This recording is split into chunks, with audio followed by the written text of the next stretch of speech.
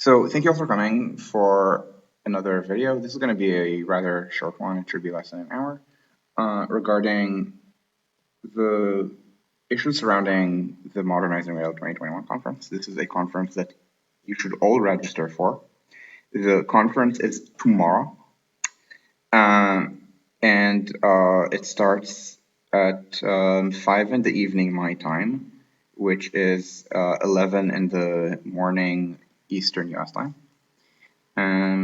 We have a very exciting speaker. We have a very exciting keynote speaker that is the Member of Congress, Seth Moulton, who is going to do a Q&A for half an hour.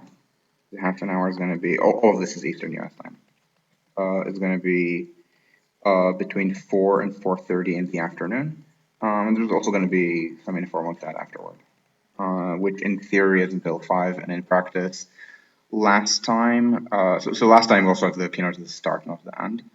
Last time, so the sessions ended, I believe, 4:30 Eastern, and we were goofing off, and Hulu was among the people in the goofing off bit until about 7 in the evening Eastern time, which is a reminder for both me and Hulu that is 1 in the morning. So this may or may not happen. It depends on completely random things like, do people have, are people going to have better time management skills and know that they should actually go to sleep at a reasonable hour and not at 2 in the morning? Only one way to find out. Now, you might notice that there are all these breakout sessions, and there are 4 Zoom rooms. There will be a 4th one. It will be, sorry, a 5th one. And all of these, you can copy these down if you'd like. I mean, if you're watching these on YouTube, you can just hit pause or something. All of these have passwords. So we will email people who have registered the password. We'll try to set things up so that all rooms have the same password for the duration.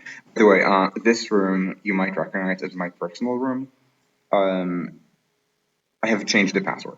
So I used to have a different password for things for New York activism, and I'm as an added security measure, and also because that password is very New York specific, changing this to something different. Again, we will tell you the password if you register.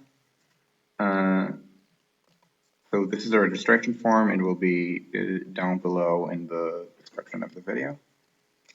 And now, by the way, don't look at host. Host just means who's organizing the room. That's all it means. So the case of interest, and you're not going to see this because there's going to be my face on top. So my face goes up to here. Okay, so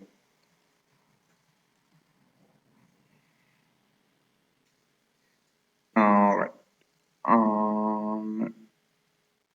So, but by the way, if you're wondering what this means, it's just us planning the session. So we're saying the keynote will be things about the near future vision, and it is being is going to be handled by Ethan Finlan and Jaime Garmendia, just because they both happen to they're both Boston area transit advocates. I know Ethan is, or rather, sorry, Ethan is a Boston area transit advocate. I know Jaime is a Boston area transit planner that I know. He works for the MBTA. I mean, he also has a very long history in various geek conventions. You can Google his name, show up. And he used to be conchair at Arisia, I think. So the important part, though, is that both of them live in Congressman Moulton's district. So might as well have the actual constituents run Q&A rather than have a foreigner who notably does not have citizenship in the country in question with that. Okay. So we're getting, let's see, so there is,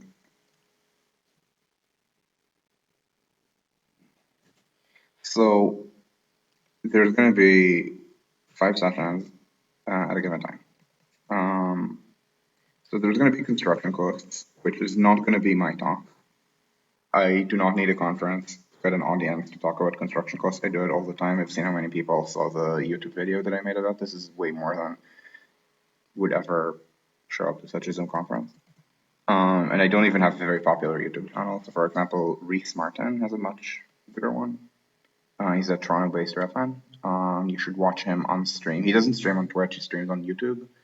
Let me see if I can find Transit YouTube.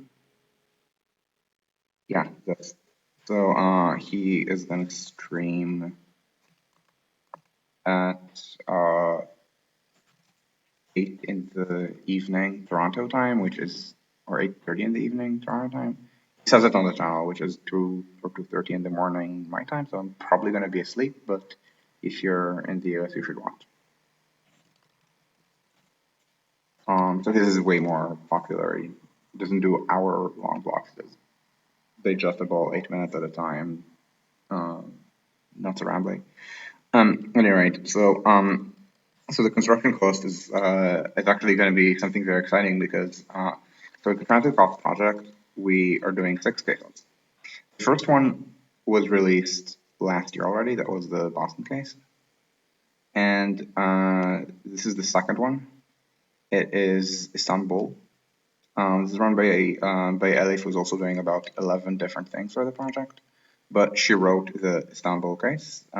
It is already in presentation form. The case itself is in annoying copy in the annoying copy edit stage, but it's essentially done.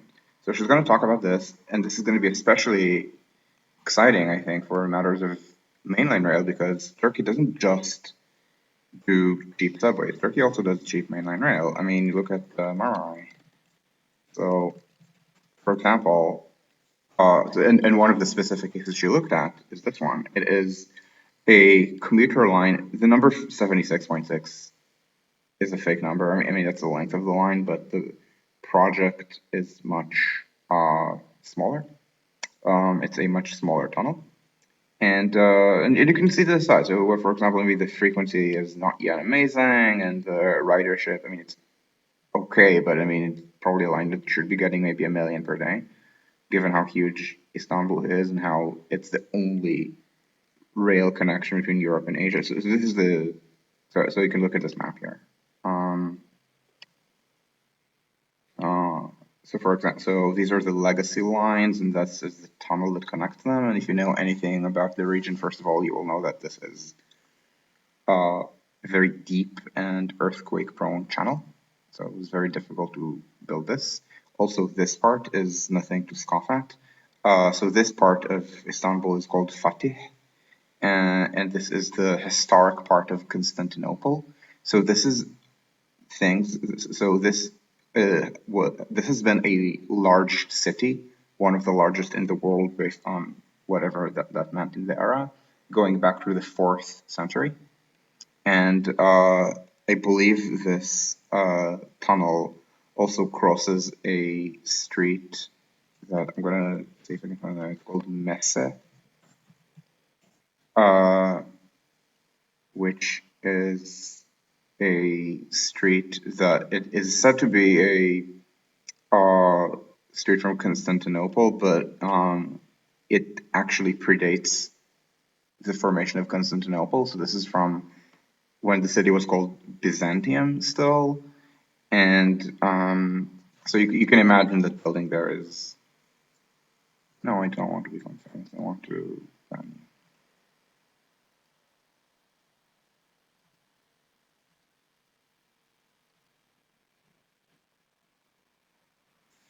Um, thanks, sorry. Um, so yeah, so this is a project that you can expect is going to be on the expensive side by Istanbul standards. Just that Istanbul standards are so cheap that even this project was on the cheap side by global standards. I believe about 200 million a kilometer dollars. And so she's going to give a talk about this and other Turkish projects and explain how it's being done. And of course, and I mean, I think at this point, I think right now she's in Istanbul, but she splits her time between Istanbul and New York, and mostly lives in New York, I believe. So she is going to talk also about the connections with like how it differs from the United States for American construction. Um, I may or may so I watched her give this talk to anyway. I may or may not be in the room that I'm technically hosting. There are sections that are specific to specific regions, which are Boston, Philadelphia, New York. DMV is just a nice way of saying DC. Um, DMV is called is District or DC, Maryland, Virginia. That's the name of the region. It's maybe a more common name for this. Um, and in California, I mean, we're gonna have, so California, the thing is two regions, right? It's north and south.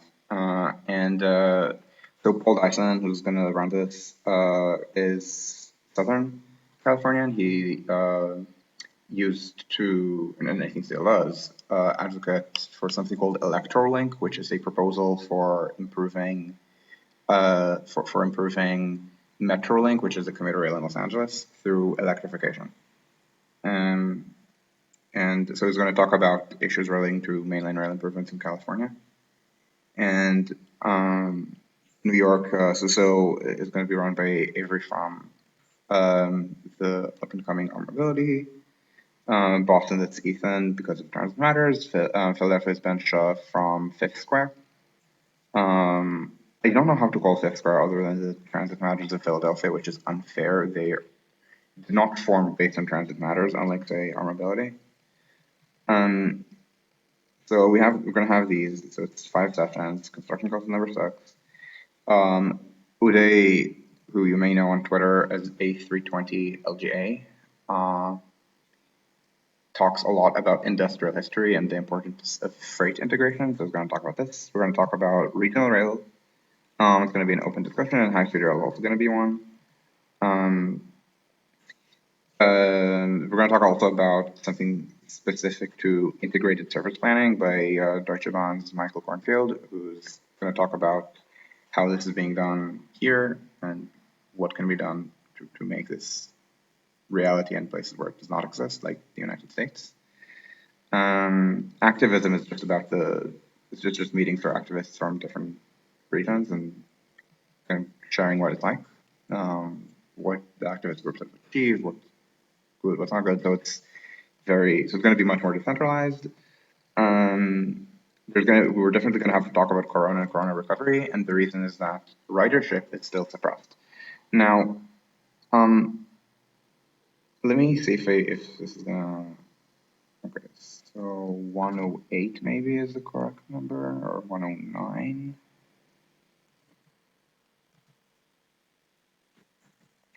So, side note, years in Taiwan are sometimes measured from the formation of the Republic of China in 1911. So 109 is, so 109 is this year.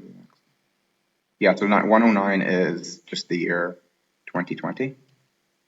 And so this is before Corona. This is 62 million riders, and now with Corona it's 59. And let's do a count of weekdays for a moment because it's a month. So you can see there's a decline in ridership every Sunday. This is Saturday, but if you're wondering what these numbers 1, 2, 3, 4, 5, 6, and then Sunday, and they count one ahead of the Hebrew count. So in Hebrew, Sunday is called first day, Monday is called second day. In Chinese, Monday is called the first day. But at any rate, so Sylvester is holiday, so you say it's suppressed, but that's so we have Sunday, so it's 5, 12, 19, and 26. So 4 Sundays, and here there are actually 5 Sundays. So you can see that the ridership is So part of it is the Sunday effect, but it's not enough to explain this. You can see that maybe the Sundays are a little bit less than they were before. February is a very good, and February would be especially suppressed because they had a flare of corona that they then fixed. So maybe after that, so this is April, and this is April of this year when Taiwan was still viewed as an absolute corona fortress. And we can't do this. I think this would be early corona, it would be actually less, but before corona, 63.6 million riders in that month, and this is with 4 Sundays. And this year, it's also been with 4 Sundays, and the ridership was 60. So it was down. By what? Four. So ridership fell by 5.4%. And this is again, this is a country that was a corona fortress, and today it's not a corona fortress. Although I will point out that in the last 4 days they've only had 2 cases, and both of them had already been quarantined as contacts of someone. So it's actually likely they're going to suppress. This is the most recent in Taiwan. This is from July. So off by a factor of about 3. And now in places that were not corona fortresses, ridership is still lagging. So in New York, for example, ridership is well below. And of course, the United States is currently flaring again, but it's not locked down or anything. And especially in June, it looked like corona was just going to get eradicated through vaccination, through mass vaccination. So let's look at New York State for a sec. Um, So you can see that so you can see how low this was. I mean, it wasn't the Corona Fortress or anything, but over here, when vaccination rates were almost as high as they are today, and Corona was dominated by Alpha, not Delta, so people figured, okay, I mean, this is still a bunch of, I mean, they don't say Querdenker in America, a bunch of denialists and morons refusing to get vaccinated. But if I'm vaccinated, I can do whatever I want, um, and so ridership was recovering, but not completely, unfortunately. And and also, unfortunately, this is not the same for all groups. So generally, the public transit used by poor people in America had smaller decreases in ridership and faster recovery. Public transit used by richer people has had steeper declines and slower recovery. And so, for example, commuter rail has been absolutely hammered. And so it's really important to talk about what this means. Um, and so, for example, this was kind of the context behind the tendency of some American transit agencies. Boston is one of them. I don't think it's the only one. I think Philadelphia. I think Philadelphia may have done something to that effect, but I'm not sure. Where they figured that the recovery is happening blue collar than white collar. So, or maybe it's more correct to say pink collar than white collar. So blue collar, I mean, it's maybe shift work, but pink collar, that's also shift work. But it's shift work that's often in city center or in shopping malls that are often close to train stations. So these are things that can be done on public transit very, very effectively. It's not like blue collar labor where maybe due to a union or because it's very dangerous, you get paid $70,000 a year and without having gone to college, and you're maybe culturally very working class, but you're earning well above the median income, and so you drive. No, these are jobs that pay a lot less and are also not in factories which are very dispersed, but rather maybe cleaning the offices where the white collar people work. You work at the same building, right? So public transit is spatially the same, maybe different temporally. So it's more important to do off peak service. So on this ground, so on these grounds, there's been a tendency toward spreading out the off-peak, the service to be better off-peak. So Boston actually did something like that. We had a proposal that was a lot neater than what they did, but what they did was still somewhat of an improvement. So a bunch of lines got hourly clock face schedules all day because there's no rush hour. Rush hour vanished. The 9 to 5 workers are still working from home. So because of that, they're doing rather flat service, and again, they're not doing it as well as they should in Boston because, for example, the Fairmount line, which is exclusively within the city of Boston, so that line needs a lot more than hourly frequency. It needs, at a minimum, absolute worst, a train every 20 minutes all day, every day.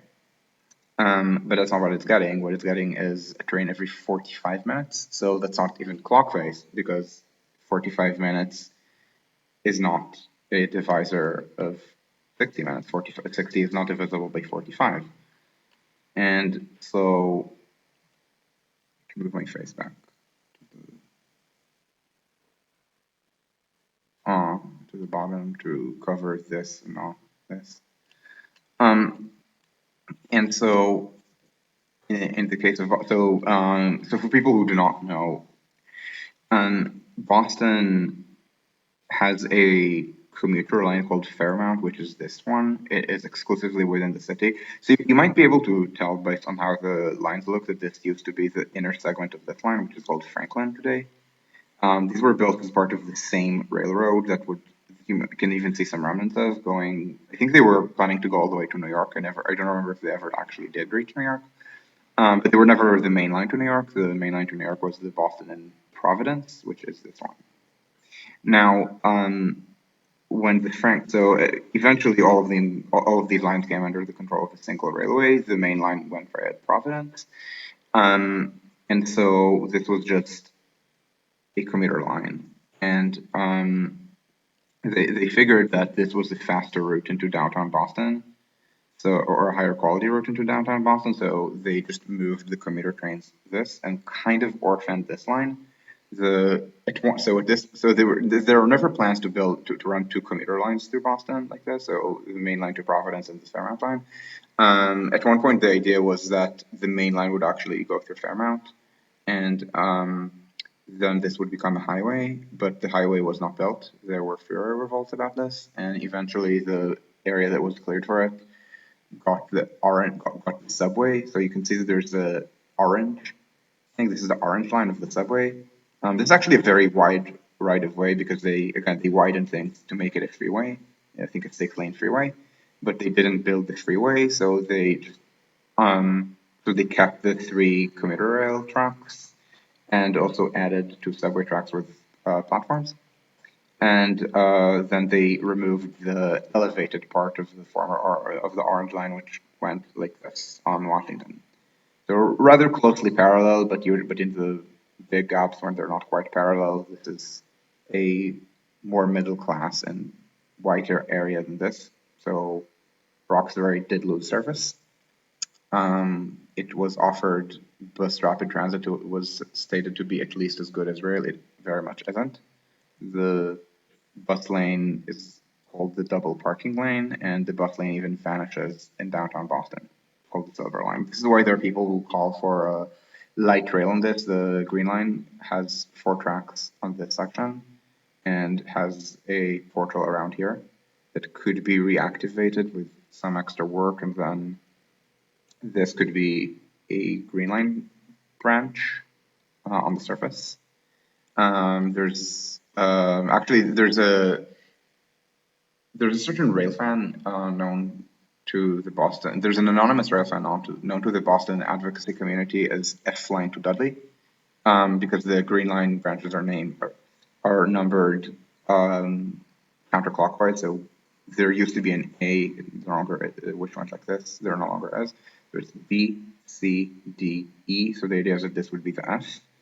And then from there, you can maybe stay on Washington to Forest Hills, or maybe go where most buses go, which is go toward Blue Hill, and go hit Mattapan, or branch around here. It's also very busy. But doesn't go to Ashmont. But at any rate, the point is, um, the idea was this would be a freeway. This would be the main line.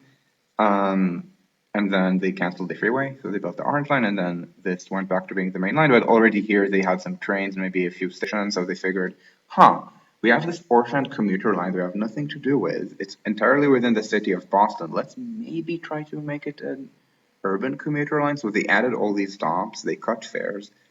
The frequency is still horrible. And they keep saying, well, maybe let's increase off-peak frequency, but it's just always in like bits and pieces, and at this point they're running every 45 minutes, which is it's a line that runs. I mean, it's a half-hour end-to-end trip today. So when the headway is longer than the end-to-end trip, something is deeply wrong.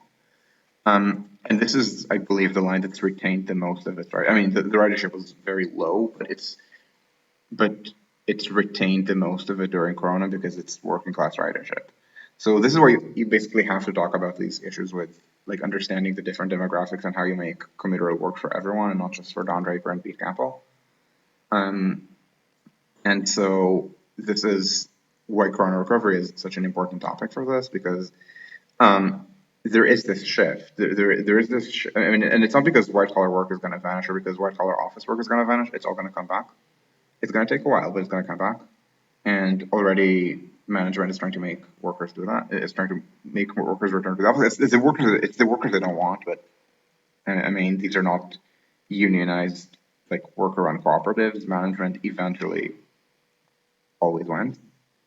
Um, and so the and so city center comes back. It's just you need to also serve people who are maybe not as wealthy as Don Draper and Pete Campbell.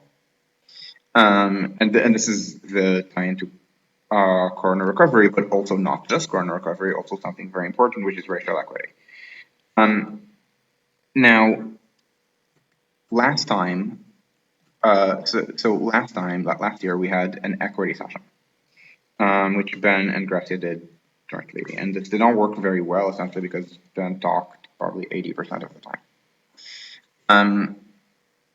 And because the gender issues are distinct from the racial issues, I'm back on the thing, so I'm going to do this. We're doing 2 equity sessions. So the racial equity session, it's a skill that you may have seen before about how, I literally gave it to you, just deracialize it because it's not purely racial. I mean, it has to be understood partly as racial, but like the surface manifestation of this is class. It's just that the prejudice that richer commuter rail riders have toward poorer riders is something that usually manifests itself in racial prejudice because you can't see class, or in the case of New York, anti-city prejudice in the suburbs. But it's still an important topic to discuss the racial angle of this. And it's distinct from gender equity, which is equally a really important question of this. I mean, I keep joking that commuter rail in America today only serves Pete Campbell and Don Draper. Now on Mad Men, yes, these are characters that get a lot of screen time, and Don Draper is the main character of the show. John Hamm is lead. John Hamm, I'm pretty sure. I never counted it, but I'm pretty sure John Hamm appears on screen way longer than anyone else. But Pete Campbell is not the number 2 character of the show. The character on the show who appears the second most is a woman, Peggy Olson, played by Elizabeth Moss, and she does not ride commuter rail. She's a, she so the character grew up in this. So for people who've not seen Mad Men, Don Draper's origin, which is not even a spoiler, he says that I think that's something that's being said. I think very early on the show, he grew up poor white in Appalachian, Pennsylvania. His real name is Dick Whitman, and he changed his name to Don Draper during the Korean War, essentially, and kind of fled his background.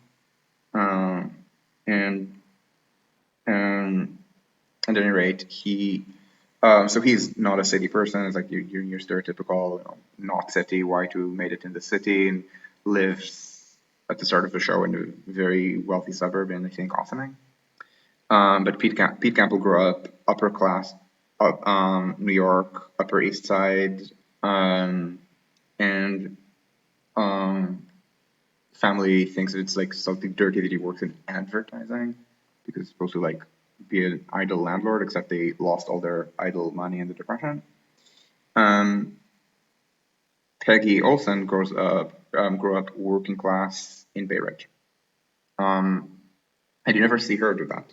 The kind of communal behavior, which is just uh, again, it's a very man commutes from the suburb to the city. The woman will stay around the suburb and engage in suburban middle class women things, like make sure that there are no black people in school. Like the kind of moral panic about school integration is something that is kind of driven often by PTA women, and so even though public transit is a mostly female mode of travel, and I don't mean mostly, predominantly. It's fairly even, but there are more women than men on public transit. Um, I don't remember this off the top of my head. Let me see if I can get them from the census, which is famously or infamously not very easy to get data out of nowadays. Especially not easy when I have a typo. Um, let's see, means of transportation work by selected characteristics. Yep.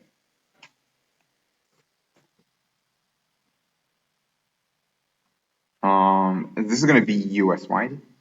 Uh, and if people want, I can try to specify New York City if people think that this is compositional with transit riders being disproportionately in New York. I mean, gender wise, it doesn't really matter. So let's see. Sex. Um, More men than women work. So among all US workers, am I the right? Yeah. Among all US workers, 52.8% are men, 47.2% are women. Um, but among people who commute by public transit, it's 50-50. Um, so, um, the and if you don't just look at commuting, if you look at so women who ride public transit also tend to ride it also for non-commute purposes. So I believe 55% of public transit trips are by women, sometimes even 60. And 60-40 is a huge difference, but even 55 to 45, so that's worthwhile talking about and it's worthwhile talking about why commuter rail doesn't work like that. So this is means of transportation to work by selected characteristics. I'm gonna start doing geography and see how this changes by geography. So let's try to do, I don't want to do I specifically do not want metropolitan statistical area. I'm gonna try to do, let me see if I can find, if New York is gonna be in consolidated city and, or principal city might actually be good. Um,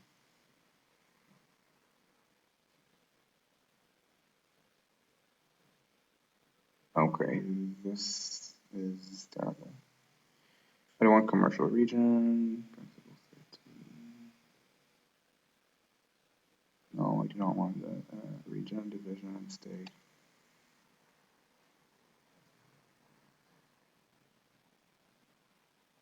No, no, I don't want it to urbanize.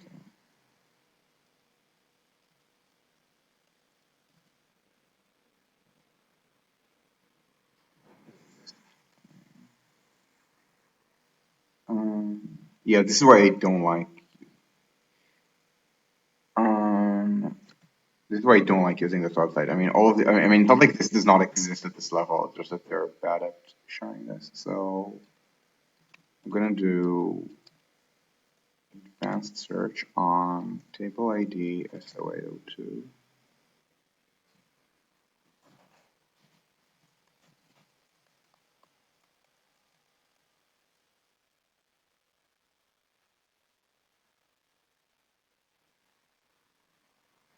What I'm gonna do is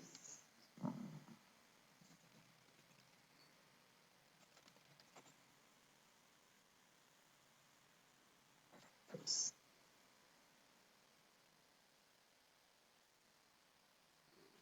This is, wait, why can't I get my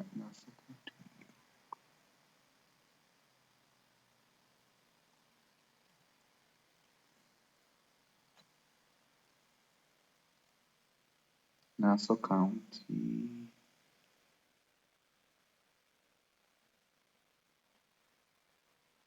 So so by the way, these tables used to exist and used to be easy to get to at any level, including county, including sub-county. It's just that um, they're bad at showing the data advanced search.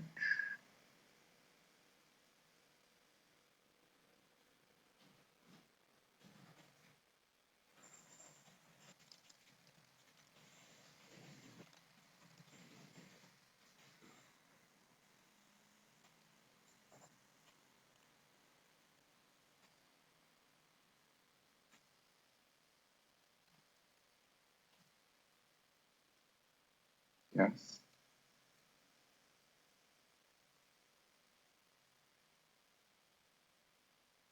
Yeah, okay. So Nassau County looks like this, and you might notice something about Nassau County, which is the public transportation used in Nassau County. Remember that nationwide, so US wide, it's 53 to 47. This is the same for Nassau County, but for public transportation nationwide, it's 50-50. But in Nassau County, it actually spreads to 59-41.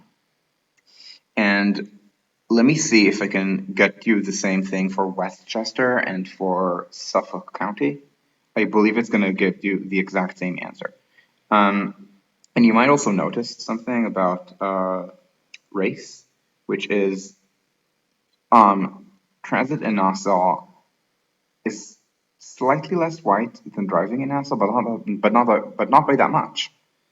And like wait, nativity is weird because a lot of immigrants end up, but even so, ridership, public transit ridership is actually slightly less immigrant in Nassau County than it is nationwide. By the way, nationwide, immigrants ride public transit at much higher rates than natives. And you might say, oh, this is compositional, immigrants are disproportionately likely to live in New York. Yes, that is the case, but even in New York. So this is going to be, so this is Nassau County. And I'm going to see how much I can do. Okay. So the geography that I'm going to do is, oh god damn it, don't do this again. No. What the hell?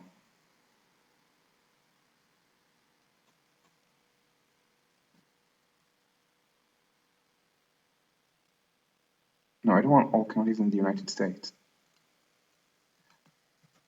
Suffolk County, New York. Is it this one or is it going to be, no. Um, oh. It was not intended to be me doing a bitch fest about the um about how the fact finder was a lot easier to use than the current tool, but I mean this is something we have to take into account. So Suffolk County, yeah. Okay, so Suffolk County again 53-47, but among transit riders even more lopsided 61-39. Race again slightly less white. Um, I'm not, I guess maybe this is correct. So 67.4, 62.7. So almost as white, which is not something you're ever going to see in the city. 19.2% foreign born, 17.9% foreign born. This is just really weird. Um, and if instead of that, instead of doing Suffolk County, let's do New York City. Yes, so we have New York City. Um, this is going to be, and by the way, all of this is from the American Community Survey, which somewhat underrates the city's population. The city had, so the city does not have only 8.3 million people, it's 8.8 per the census.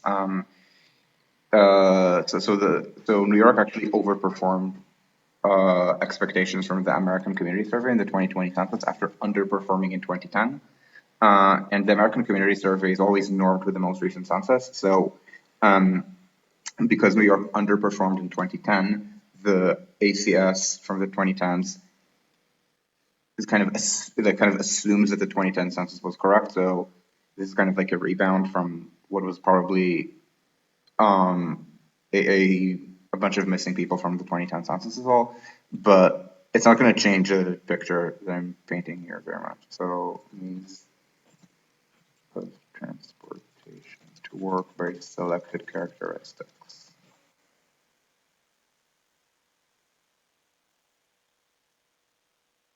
And I specifically am not going to do workplace geography here. This would be insane because for workplace geography, that means all of the suburbanites who work in New York City. Um, if they're just going to be annoying and not show me means of transportation to work, I don't want selected housing characteristics. Um, okay, load more. It's kind of weird they're not going to have this table for New York City because they have it at the county level. No, just no. This.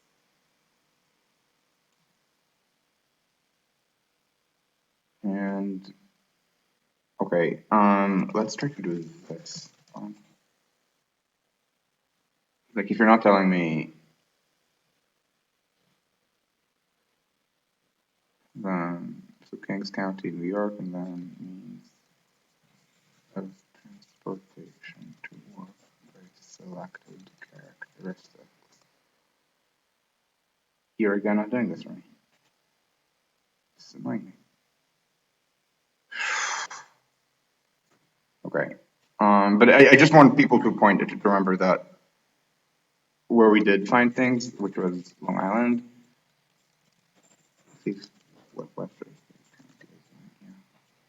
that on Long Island, public transit is a lot mailer than the Gen Pop, and this is the opposite of the general case. And the general case is not, and it's not like New York is going to be like Long Island. No, New York is going to be like the general case.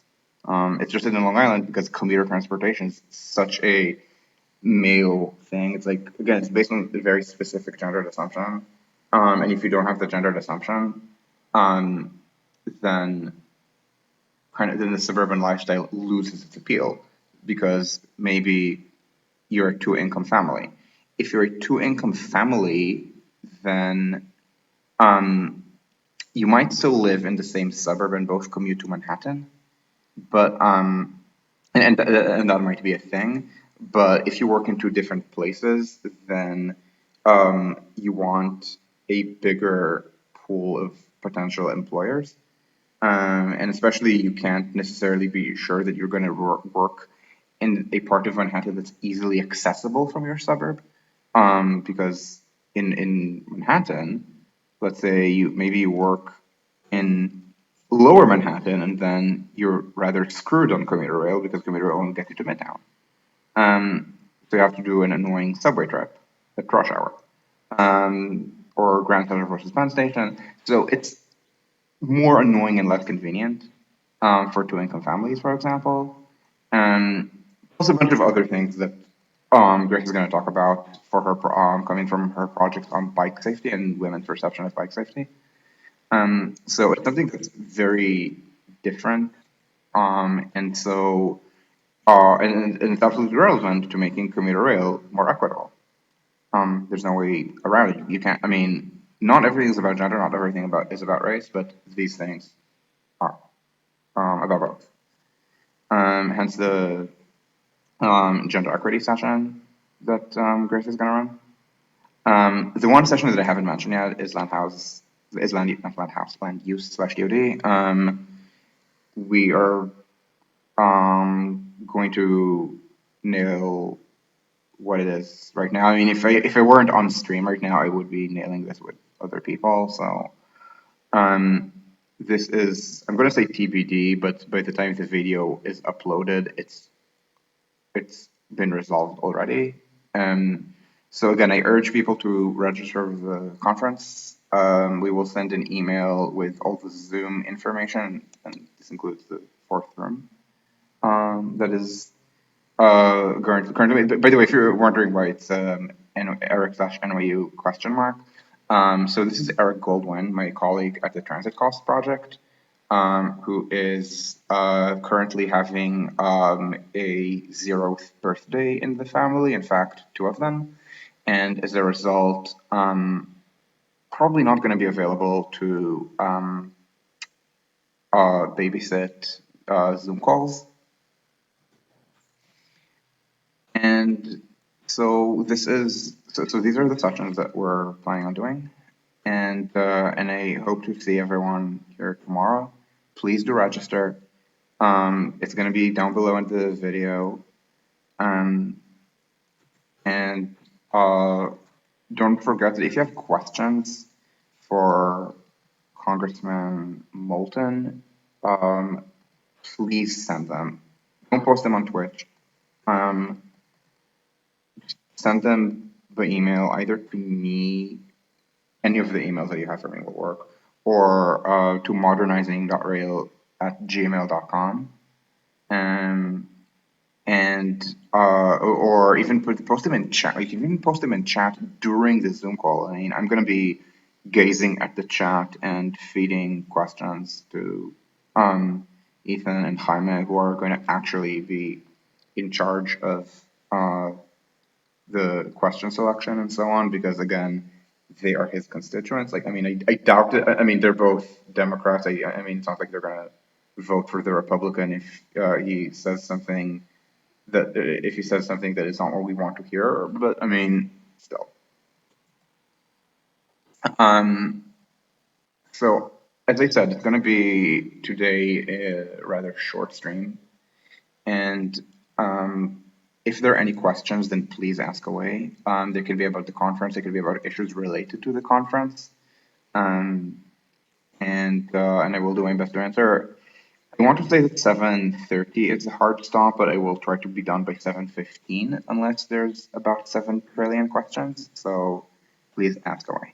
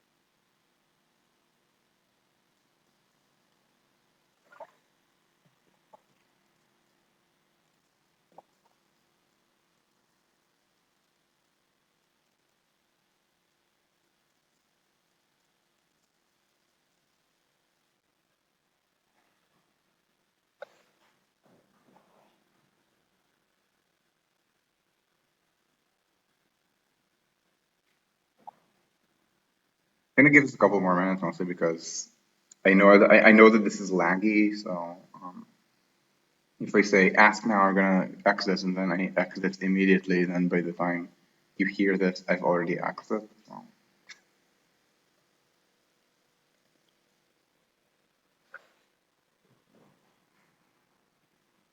And I'm perfectly happy doing a 50 or 55-minute video rather than a. I think my first video was 4 hours, maybe, and it was also not recorded because I did not know that I needed to hit record for the recording to actually be a thing. I thought Twitch automatically did that. Um,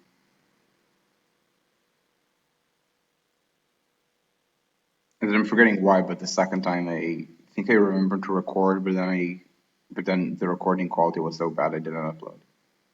Um, but we've come a long way since March. Uh, this is how long we've come since March. Back in March, we were all getting corona. Um, in March, we're all getting corona at this rate. And as you can see, this is completely different, and it's not like we're gonna be where we were in early April, uh, within probably about 2 weeks.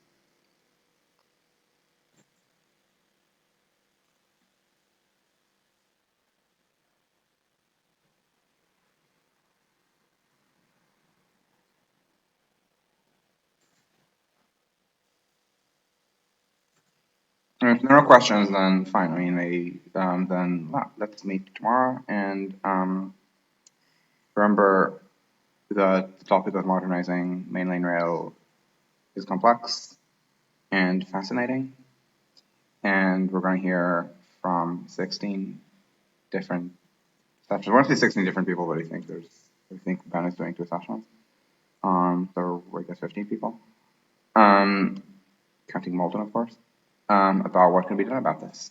So please register, and remember, conference technically starts 11, but that's mostly people just filtering into the rooms and goofing off, and 11:30 this starts, and then this is the keynote.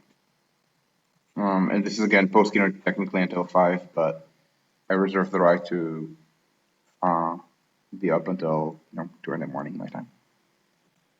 So thank you, and see you tomorrow.